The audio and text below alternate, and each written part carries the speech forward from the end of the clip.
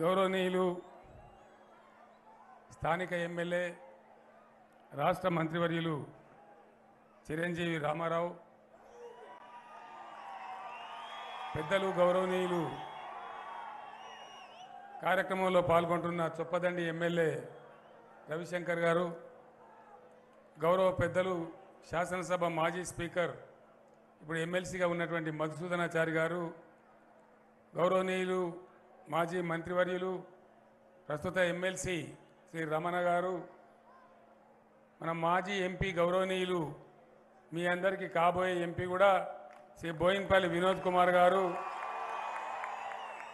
ప్రస్తుతం రాజ్యసభ సభ్యులుగా పార్లమెంట్ మెంబర్గా ఉన్నటువంటి గౌరవనీయులు పాత కరీంనగర్ జిల్లా వాస్తవ్యులు శ్రీ దామోదర్ రావు గారు, ఆప్కాబ్ చైర్మన్ గౌరవనీయులు శ్రీ రవీందర్ రావు గారు, జిల్లా అధ్యక్షులు మా ఆగన్న గారు, ఇక్కడ స్థానిక సంస్థల ప్రజాప్రతినిధులు, జడ్పీ చైర్మన్ గారు, మున్సిపల్ చైర్మన్ గారు, ఎంపీపీలు, జడ్పీటీసీలు, ఈరోజు సిరిసిల్ల నియోజకవర్గం నలుమూలల నుంచి ఈ కార్యక్రమానికి తరలివచ్చినటువంటి అన్నాదమ్ములకు, అక్క చెల్లెలకు అందరికీ హృదయపూర్వక నమస్కారాలు. ఎన్నికలు చల్మెడ పేరు చెప్పన్నా? చల్మెడ గాలి బాగానే ఉన్నది. వేములవాడ అభ్యర్థి శ్రీ తలమెడ లక్ష్మీ నరసింహరావు గారు, వారి అభిమానులు, మీ అందరికీ కూడా అభినందనలు. సిరిసిల్ల నా 70 ఏళ్ల జీవితంలో కనీసం ఒక 170 సార్లు నేను తిరిగినటువంటి జిల్లా ఈ సిరిసిల్ల జిల్లా. ఇక్కడ బంధుత్వాలు, బాంధవ్యాలు, ఆత్మీయతలు, ఎంతోమంది నా క్లాస్మేట్లు ఉన్నటువంటి ప్రాంతం ఈ సిరిసిల్ల. నిజంగానే ఇప్పుడు నేను హెలికాప్టర్లో వస్తూ ఉంటే అప్పర్ మానేర్ నుంచి సిరిసిల్ల వరకు ఒక సజీవ జలధారగా మళ్ళీ అప్పర్ మానేర్ మారింది. అది చాలా సంతోషమని నేను తెలియజేస్తా ఉన్నా. నేను చిన్నప్పుడు మోటార్ బైక్ మీద కానీ, సైకిల్ మీద కానీ ఆ గూడెం నుంచో, ఆవునూరు నుంచో, ముస్తాబాద్ నుంచి ఇట్లా వస్తే బ్రహ్మాండంగా ఒక 40-50 ఏండ్ల కింద నీళ్లు కనిపించేటి మానేరు నదిలో ఒక పాయలాగా కనిపించేది. కానీ సమైక్య పాలనలో మొత్తం నాశనం అయిపోయి దుమ్ములేసే పరిస్థితి వచ్చింది. నేనే నా కళ్ళారా చూసిన. ఇదే నియోజకవర్గంలో ఒక గ్రామం ఉంటుంది, ముస్తాబాద్ మండలంలో పోతుగల్ అని ఒక గ్రామం ఉంటుంది. ఆ పోతుగల్ గ్రామం మీద గూడూరు అని ఒక గ్రామం ఉంటుంది. ఆ ఊరికి మా అక్కను ఒక ఆమెనిచ్చింది. అక్కడ అప్పర్ మానేరు కాలువలో కొన్ని నెలల తరబడి నేను కూడా ఈత కొట్టినా. నా కండ్ల ముందే పోతుగల్ గ్రామంలో దాదాపు 15-20 రైస్ మిల్స్ వచ్చినాయి. కానీ సమైక్య పాలకుల యొక్క దౌర్జన్యం ఎట్లయితే దోపిడీ, దాడి మన మీద పెరిగిందో, ఎట్లెట్లా ఒకటి రైస్ మిల్స్ పోతుగల్లో వచ్చినాయో, నేను సిద్దిపేట ఎమ్మెల్యే ఉండగా నా కండ్ల ముందే అవన్నీ మాయమైపోయినాయి. అప్పర్ మానేరు అడగంటిపోయింది. మీ అందరికి గుర్తుండాలి, ఇప్పుడే ఆగయ్య గారు చెప్పినారు, అప్పర్ మానేరు ప్రాజెక్టులోనే తెలంగాణ ఉద్యమ సభ కూడా మనం జరిపినటువంటి పరిస్థితి మన కళ్ళతోనే చూసినాం. అటువంటిది ఎట్టి పరిస్థితులలో ప్రాణం పోయినా సరే ఈసారి రాష్ట్రం రావాలి, వచ్చిన రాష్ట్రం మళ్ళీ సజీవ జలధారాలతో కలకలలాడాలని ఏదైతే కలగన్నామో ఆ కలను కండ్లారా అప్పర్ మానేరు మత్తడి ఎండాకాలంలో కూడా దుంకుతూ ఉంటే అద్భుతమైనటువంటి ఆత్మసంతృప్తి కలుగుతూ ఉంది. చాలా సంతోషంగా ఉంది అని నేను మనవి చేస్తూ ఉన్నా. ప్రొఫెసర్ జయశంకర్ గారు ఉండ్రి. జయశంకర్ గారు నాతో కలిసి తిరిగేవారు ఉద్యమ సందర్భంలో. ఒకరోజు రాత్రి 1 గంట ప్రాంతంలో మేము పైన ఎక్కడనో వేరే నియోజకవర్గంలో పర్యటించి మధ్యరాత్రి సిరిసిల్ల నుంచి సిద్దిపేట వెళ్తూ ఉన్నాం, హైదరాబాద్ వెళ్తూ ఉన్నాం. కారు హెడ్ లైట్లలో గోడల మీద రాతలు కనపడతా ఉన్నాయి. అప్పుడున్న జాయింట్ కలెక్టర్ గారు ఎవరో రాయించిండ్రు, ఆత్మహత్యలు పరిష్కారం కాదు, చావులు పరిష్కారం కావదు, చావకండి అని వార్తలు చూసి జయశంకర్ నేను ఇద్దరం కూడా కళ్ళకు నీళ్ళు తీసుకున్నాం. 70 ఏళ్ల స్వతంత్రంలో వాల్ రైటింగ్స్ ఇవి చూడవలసి వస్తుంది మనకు. ఈ సమైక్య రాష్ట్రంలో మనకు ఎందుకు ఈ బాధలను బాధపడ్డాం. తర్వాత ఆగన్న గారు చెప్పినట్టు నేను ఇక్కడ ఎంపీగా వస్తే మీరందరూ ఆదరించి గెలిపిస్తే నేను ఎంపీగా పనిచేస్తూ ఉన్నా. ఒకరోజు హైదరాబాద్లో పేపర్ తిరిగేస్తే ఉదయాన 7 కార్మికులు చనిపోయినారు సిరిసిల్లలో, చేనేత కార్మికులు. నా మనసు చెలించి బాధపడి ఇక్కడ నేను కూడా ఎంపీగా ఉన్నా నా తల ఎత్తుకోవడానికి సిగ్గుగా ఉన్నదని చెప్పి ఈ సిరిసిల్లలో ఉండే చేనేత పెద్ద మనుషులందరికీ ఫోన్ చేసి, ఆ రోజు నేను గవర్నమెంట్ లేదు కానీ పార్టీ డబ్బులే ఒక 50 లక్షలు తెచ్చి కొంత ఫండ్ సమకూర్చి ఇక్కడ సిరిసిల్ల చౌరస్తాలో మీటింగ్ పెట్టి నేను చెప్పిపోయినా, మీకు దండం పెడతా, చచ్చిపోకండి, మిమ్మల్ని అందరినీ నేను కాపాడుకుంటా అని చెప్పి ఆ రోజు దండం పెట్టిపోయినా. దాని ద్వారా పూర్తిగా రిజల్ట్ రాలే కానీ కొంత ఉపశమనం లభించింది. కానీ ఇక్కడ కేటీఆర్ ఎమ్మెల్యే కావడం మీరందరూ అదృష్టవంతులు. అతను చేనేత కార్మికుల గురించి, ఆ చేనేత మంత్రిగా కూడా ఆయనే ఉండడం వల్ల ప్రతిసారి ప్రతి మీటింగ్లో నాతో పోరాటం చేసి చేనేత కార్మికులకు కావాల్సినటువంటి అవసరాలు, ఇక్కడ మరమగ్గాలు ఏవైతే ఉన్నాయో వాటన్నిటికి కావాల్సినటువంటి అవసరాలు, వాటిని ఆధునీకరించడానికి డబ్బులు, ఇవన్నీ కూడా తెచ్చి సిరిసిల్లలో చేనేత కార్మికుల పరిస్థితిని మార్చి ఆత్మహత్యలు చేసుకునే స్థితి నుంచి, దుస్థితి నుంచి ఈరోజు కొంచెం చల్లగా బతికేటువంటి పరిస్థితి తెచ్చినందుకు నేను రామారావును కూడా హృదయపూర్వకంగా అభినందిస్తూ ఉన్నా. ఇక్కడ ఉండబడే చేనేత పెద్దలకు, ఇక్కడ ఉండబడే ఇప్పుడే మిత్రులు రమణ గారు, వారు కూడా చేనేత వర్గానికి చెందినవారే. నా పక్కన కూర్చొని ఇప్పుడు ఒకటే మాట చెప్తా ఉన్నారు, షోలాపూర్ ఎట్లయితే ఉంటుందో సిరిసిల్ల అట్లా కావాలని మేము కోరుకుంటా ఉన్నాం, భవిష్యత్తులో ఇంకా మీ ఆశీస్సులు ఉండాలని వారు నాకు చెప్పినారు. నేను ఒక్కటే మాట మీ అందరికీ హామీ ఇస్తా ఉన్నా, ఈసారి మీ ఆశీస్సులతో డెఫినెట్గా మళ్ళీ మనమే గెలవబోతా ఉన్నాం.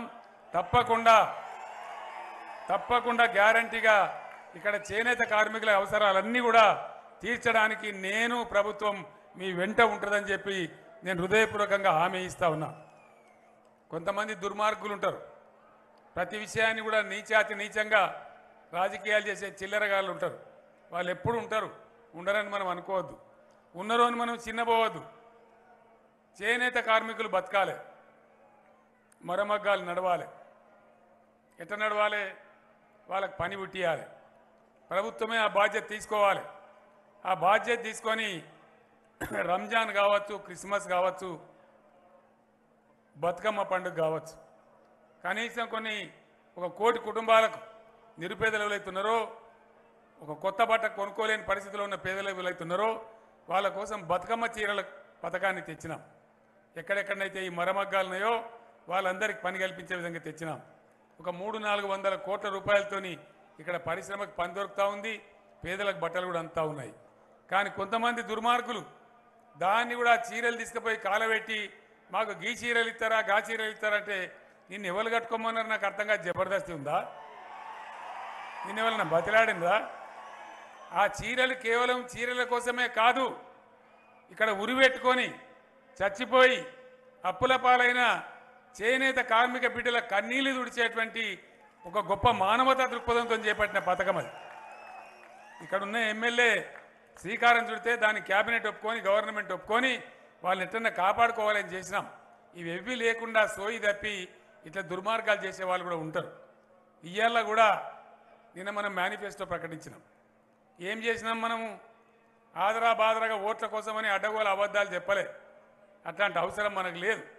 మీ అందరికి తెలుసు, కళ్యాణ లక్ష్మి మొట్టమొదలు పెట్టుకున్నాడు మనకు భయం ఉండే, పరిస్థితి ఎట్లా ఉంటుందో తెలియదు. 50,000 రూపాయలతో స్టార్ట్ చేసినాం. తర్వాత 75,000 రూపాయలు చేసుకున్నాం. కలిగిన కొద్దికి 1,16,000 రూపాయలు చేసుకున్నాం. అదేవిధంగా పెన్షన్ కూడా ఒక స్కీమ్ లాగా తీసుకున్నాం. పెన్షన్ మొట్టమొదలు 1,000 రూపాయలు పెట్టుకున్నాం. తర్వాత నెక్స్ట్ టర్మ్లో 2,000 పెట్టుకున్నాం. నిన్నగాక మొన్న హైదరాబాద్లో 5,000 రూపాయల పెన్షన్ నేను ప్రకటించడం జరిగింది.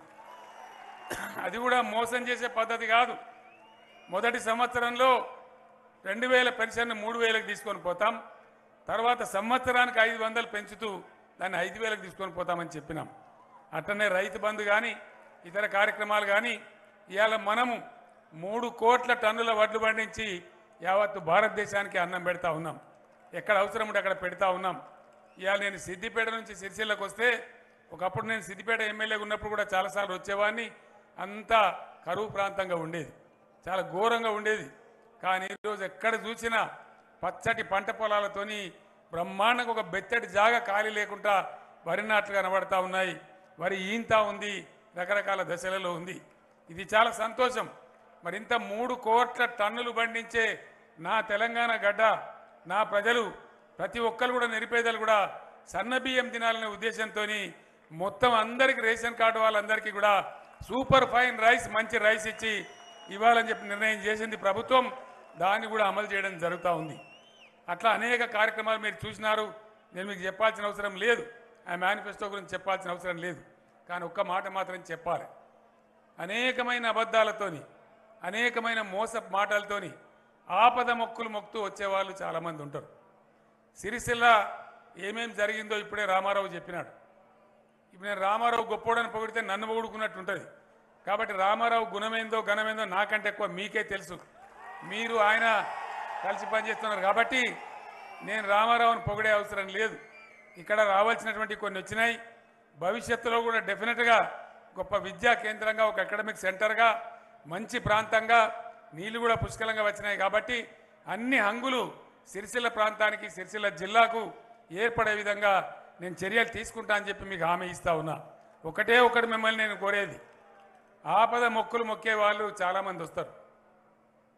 ఒక మేయర్ ఆయన ఇంట్లో బట్టలు కుడుతున్నాడు, ఆయన సూది కింద పడిపోయింది. దేవుడా దేవుడా రాజన్న స్వామి, ఏమరాడ రాజన్న, నా సూది నాకు దొరకని నీ పేరు మీద కిలో చక్కెర వంచి పెడతా అన్నాడు. భార్య ఇంట్లోకి ఎదురుకొచ్చి, బాగానే ఉందా, నువ్వు 10 పైసల సూదికి 10 కిలో చక్కెర వంచి పెడతారా అంటే, సూది అయితే దొరకని తీయే చక్కెరగా పెడదాం, దేవుడు ఏం చేస్తాడు అన్నాడు.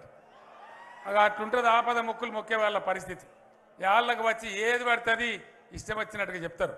ఒక పెద్ద ప్రమాదం పొంచి ఉన్నది. నేను రైతు సోదరులను హెచ్చరిస్తా ఉన్నా. నేను కూడా రైతును కాబట్టి, రైతు బిడ్డను కాబట్టి 3 సంవత్సరాలు మేధో మదనం చేసి రాత్రింబవళ్ళు కష్టపడి నేను ధరణి పోర్టల్ తీసుకొని వచ్చినాను. రైతుల భూములు క్షేమంగా ఉండాలి, వాళ్ళ ఆస్తి కింద ఉండాలి. కౌలుకి ఇచ్చినంత మాత్రాన వాళ్ళ భూమి ఇంకోల పరం కావద్దు. ఆ ఉద్దేశంతోనే ధరణి పోర్టల్ తెచ్చినాం. రిజిస్ట్రేషన్ కూడా ఇలా ఏ మండలం వాళ్ళకి ఆ మండలం కేంద్రంలోనే 15 గంటల లోపల రిజిస్ట్రేషన్ అయిపోతూ ఉంది. గతంలో రిజిస్ట్రేషన్ ఎట్లుండే, ఇవాళ రిజిస్ట్రేషన్ ఎట్లుంది మీ కళ్ళ ముందు ఉంది. ధరణిలో 1-6 సమస్యలుంటే వాటిని ఈజీగా పరిష్కారం చేయవచ్చు. కానీ 98% రైతులకు ఇలా జరిగింది ఏంది? ఒకసారి రైతులు దయచేసి మీ గ్రామానికి పోయిన తర్వాత దీని మీద చర్చ చేయాలని చెప్పి నేను కోరుతా ఉన్నా. కాంగ్రెస్ పార్టీ గొడ్డలు మీ భుజం మీద పెట్టుకొని రెడీగా ఉన్నది. పిసిసి అధ్యక్షుడు, సిఎల్పి నాయకుడు, వాళ్ళ కేంద్ర నాయకుడు రాహుల్ గాంధీ కూడా ప్రకటించినారు, కాంగ్రెస్ ప్రభుత్వం వస్తే ధరణిని తీసి బంగాళాఖాతంలో ఇస్తారట. మళ్ళీ ఎవరు వస్తారు? మరిగా ధరణి బంగాళాఖాతానికి వస్తుంది. మరి ఇప్పుడు ఎవరు వస్తారు అన్నట్టు? మళ్ళీ విఆర్ఓలు, గిరిదావరులు వీని భూమి వానికి రాసి, వాని భూమి ఇంకోనికి రాసి, మళ్ళీ రైతాంగాన్ని కసీర్ల చుట్టూ, కోర్టుల చుట్టూ తిప్పడానికా? ఈరోజు నేను మీకు ఒకటే మాట చెప్తా ఉన్నా, రైతులందరూ గుర్తుంచుకోవాలి. మీ మీద ఎంతమంది పెద్దలుండ్రి? ఒకడు విఆర్ఓ, వాని మీద ఇంకోడు గిరిదావరు, దాని మీద డిప్టీ తహసీల్దారు, దాని మీద తహసీల్దారు, దాని మీద ఆర్డీఓ, దాని మీద జాయింట్ కలెక్టరు, దాని మీద జిల్లా కలెక్టరు, దాని మీద రెవెన్యూ సెక్రటరీ, దాని మీద సిసిఎల్ఏ, రెవెన్యూ మంత్రి. వీళ్ళకి ఎవరికొక్కరికి కోపం వచ్చినా రైతు భూమి ఆగమైపోతుండే, కింది మీద అయిపోతుండే. కానీ ఆ అధికారం ప్రభుత్వంలో వివిధ స్థాయిలలో ఉన్నటువంటి అధికారాన్ని ఏం చేసినాం మేము? ఇలా ఆ అధికారాన్ని తీసి మా రైతులకే ఇచ్చినాం, మీకే ఇచ్చినాం. ప్రభుత్వం దగ్గర ఏ అధికారం లేదు. మీ బొటనవేలి ముద్ర లేకుండా, మీ బయోమెట్రిక్ లేకుండా ఇవాళ గిరిదావరికి కానీ, ఎంఆర్ఓకి కానీ, ఆర్డీఓకి కానీ, జిల్లా కలెక్టర్కి కానీ, రెవెన్యూ మంత్రికి కానీ, చివరికి చీఫ్ మినిస్టర్గా ఉన్న నాకు కూడా అధికారం లేకుండా చేసినాం. కేవలం నీకే అధికారం ఇచ్చినాం. రైతు సోదరులారా, మీ భూమి మీద మీకు ఇచ్చినటువంటి అధికారాన్ని, మీ భూమి మీద హక్కులు మారాలంటే మీ బొటనవేలి ముద్రతోనే, మీ బయోమెట్రిక్తోనే మారుతుంది. మరి ప్రభుత్వం మీకు దఖలుపరిచినటువంటి, మిమ్మల్ని ఎంపవర్ చేయడానికి మీకు అధికారం ఇచ్చింది, దాన్ని తీసేస్తా అని ఈ సిగ్గుమాలిన కాంగ్రెస్ చెప్తా ఉంది. మరి తీసేసి మళ్ళా మీరు భద్రప్పలు కావన్నా, లేదా అధికారం మీ చేతుల్లోనే ఉండన్నా, దయచేసి రైతు బిడ్డలందరూ ఆలోచించాలని చెప్పి నేను మనవి చేస్తూ ఉన్నా. ఎందుకంటే భూమి ఇతరుల పాలు కావద్దు. ఇలా ధరని లేకపోతే ఒకసారి మీరందరూ ఆలోచన చేయాలి. తెలంగాణ భూముల ధరలు ఎట్లా పెరిగినాయి? లక్షల రూపాయలకు పోయినాయి. గతంలో 1000 రూపాయలకు అమ్ముకునే ఎకరాలు ఇలా 20-30 లక్షల లోపల తెలంగాణ ఏ మూలకు కూడా జాగ దొరికే పరిస్థితి లేదు. ఆదిలాబాద్ బార్డర్లో కూడా 25 లక్షల లోపల భూమి లేదు. ఒకవేళ ధరనే లేకపోతే ఈ దుర్మార్గులు పెట్టే తాకులాటలకు పీకులాటలకు ఎన్ని హత్యలు అయిపోతుండే, ఎంత అమానుషం జరుగుతుండే. ఇలా పల్లెలు ప్రశాంతంగా ఉన్నాయి, ధరణి పుణ్యం వల్లనే ఉన్నాయి, లేనిపోని పంచాయతీలు లేవు. కాబట్టి అది ఉండన్నా పోవన్నా మీరు నిర్ణయం తీసుకోవాలని నేను కోరుతా ఉన్నా. ఏమాత్రం ఏమరపాటుగా ఉన్నా పెద్ద ప్రమాదం వచ్చి నెత్తిన పడుతుంది, మళ్ళీ కథ మొదటికొస్తుంది. కైలాసం ఆటలో పెదపాం మింగినట్టు అవుతుంది. కాబట్టి చాలా అప్రమత్తంగా ఉండాలని చెప్పి నేను మీ అందరినీ కూడా కోరుతా ఉన్నా. అదేవిధంగా అనేక రంగాలలో నేను కొత్తగా మీకు చెప్పాల్సిన అవసరం లేదు. మంచినీళ్ళు కానీ ఎన్ని రంగాలలో తెలంగాణ నంబర్ 1 అయింది కేవలం 9.5 ఏళ్లలో. జస్ట్ 9.5 ఇయర్స్లో పర్ క్యాపిటా అంటే వ్యక్తిగత ఆదాయంలో Telangana number 1. Per capita power అంటే తలసరి విద్యుత్ వినియోగంలో ఇండియాలోనే తెలంగాణ నంబర్ 1. 100% ఇళ్లలో నల్లాలు పెట్టి మంచినీళ్ళు ఇచ్చే ఒకే ఒక్క రాష్ట్రం ఇండియాలో తెలంగాణ నంబర్ 1. ఎన్ని గోసలు తప్పించుకున్నాం. కడుపు నోరు కట్టుకొని నిజాయితీగా పనిచేసి ఇలా సాగునీళ్లకు తాగునీళ్లకు కరెంటుకు గోస లేకుండా చేసుకున్నాం. చివరిగా నేను ఒకటే మాట చెప్తా ఉన్నా. కాంగ్రెస్ పార్టీ అధ్యక్షుడు ఆయన కడుపున్నది అక్కేసిండు. వ్యవసాయానికి ఎందుకండి 3 గంటలే కరెంటు చాలు, కేసీఆర్ వేస్ట్కి ఇస్తాడు ఉంటుండు. వేస్ట్కి ఇస్తాడు ఆ కేసీఆర్. కరెంట్ 24 గంటలు ఉండన్నా, 3 గంటలు ఉండన్నా, 24 గంటలు ఉండన్నా. 24 గంటలు ఉండాలంటే వాళ్ళు చేతులు లేవటారు. ఒకసారి కెమెరాలు అక్కడ దింపురా బాబు, కెమెరాలు. ప్రజలు ఏమంటుందో తెలియని ఈ విధంగా ఎక్కడ అడిగినా, రాష్ట్రం మొత్తంలో ఎక్కడ అడిగినా 24 గంటల కరెంట్ ఉండాలని అంటున్నారు. ఈ శాతగాని కాంగ్రెస్కు గతంలో ఎన్నో అవకాశాలు ఇచ్చినాం. 60 ఏళ్ళు వాళ్ళే పరిపాలించిండ్రు. వాళ్ళు ఎన్నడూ కూడా కడుపు నిండా మనకు కరెంట్ ఇయ్యలే. ఇటు మగ్గాలు బంద్ అవుతుండే, అటు వ్యవసాయాలు బంద్ అవుతుండే, రాత్రి పోయి తెల్లందాకా పాము కాట్లు తేలికాట్లు మరణాలు సంభవిస్తుండే. ఆ దుర్మార్గం అంతా పోయింది. ఇవాళ మొత్తం ఇండియాలో ఒక మాట మీరు ఆలోచన చేయాలి. ప్రధానమంత్రి రాష్ట్రంలో కూడా 24 గంటల కరెంటు రాదు. ఒక్క తెలంగాణ రాష్ట్రంలో మాత్రమే 24 గంటల కరెంటు ఉంది. అంటే ఇది ఎందుకు సాధ్యమైంది? కేసీఆర్ మొండి పట్టుదల.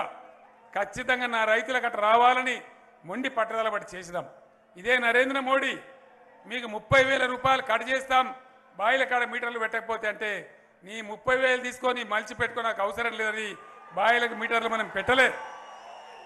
ఇవన్నీ కూడా సత్యాలు. ఎలక్షన్లు అప్పుడు వచ్చి ఏదో అవాకులు చెవాకులు చెప్పడం కాదు. ఈ విధంగా ఒక నిబద్ధతతోని రైతాంగం బాగుపడాలి, పల్లెలు చల్లగా ఉండాలి, అన్ని వర్గాల ప్రజలు బాగుండాలని మనకు కులం లేదు, మతం లేదు, జాతి లేదు, అందరినీ కలుపుకొని ముందుకు పోతా ఉన్నాం. ఫైనల్గా నేను చెప్పేది ఒకటే మాట. హిందువులు ముస్లింలని పంచాయతీలు పెట్టే దుర్మార్గులు కూడా ఉన్నారు. కానీ మన రాష్ట్రం అటువంటిది కాదు. అన్నదమ్ముల్లాగా ఉన్నాం, కలిసి ఉన్నాం, 100 సంవత్సరాలు సహజీవనం చేసినాం. మొన్నకు మొన్న గణేష్ నిమజ్జనం, మిలాదున్ నబీ 2 పండుగలు వస్తే మన తెలంగాణ ముస్లిం పెద్దలు 2 ఒకటే రోజు బాగుండదు, గడబలయ్యే అవకాశం ఉంటుందని మిలాదున్ నబీ వేరే రోజున పెట్టి బ్రహ్మాండంగా చేసినారు. ఇది గంగా జమున తహజీబ్ అంటే, ఇది సంస్కారం అంటే.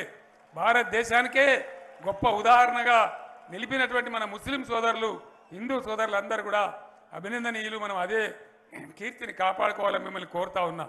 నేను ఇంకా మీకు పెద్దగా చెప్పాల్సిన అవసరం లేదు. మీరన్నీ తెలిసిన వాళ్ళు. మీ దగ్గరనే మంచి నాయకుడు ఉన్నాడు, మంచి భవిష్యత్తు ఉండే నాయకుడు ఉన్నాడు. కాబట్టి మీరందరూ కేటీఆర్ను మరొకసారి దీవించి కారు గుర్తుకే ఓటు వేసి గెలిపించాలని విజ్ఞప్తి చేస్తూ నేను మీ దగ్గర సెలవు తీసుకుంటా ఉన్నా. జై తెలంగాణ, జై తెలంగాణ. కారు గుర్తుకే, కారు గుర్తుకే. ధన్యవాదాలు. Thank you.